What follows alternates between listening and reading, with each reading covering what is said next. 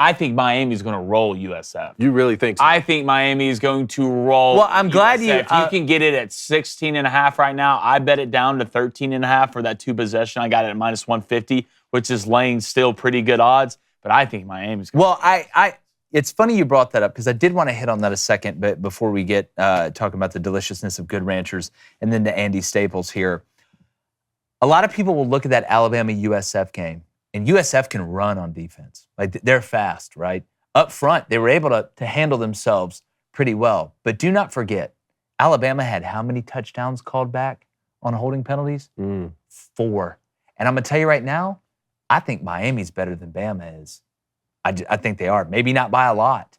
But I would not be shocked. And remember, South Florida can't throw the ball. Nope. They can't throw it. And Miami, they're coming to hunt you in that front 7. And it's a Florida game. And but it is down. It's at South Florida. South Florida. Yeah, no, a lot of those kids wanted to go to Miami. They wanted to, and I There's get a reason that. you're not at Miami. I get that. I get that. And Golish is a hell of a coach, and he'll have them ready to play. But I don't think it's crazy to take Miami to cover either. I don't think it's the best bet on the board, but I think it's one of the most underrated bets on the board.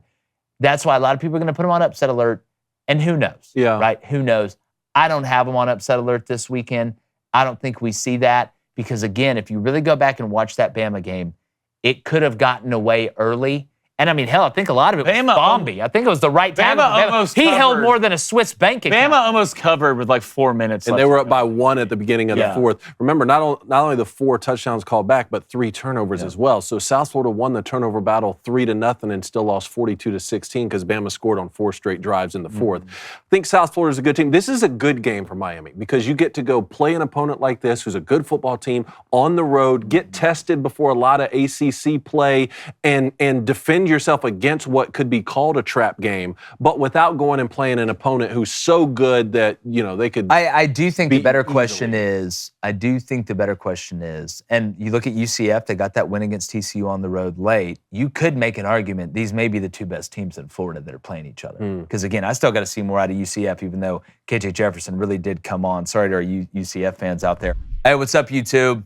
Make sure you break down that subscribe button like we're breaking down them games because we know you love it, and we love that you love it.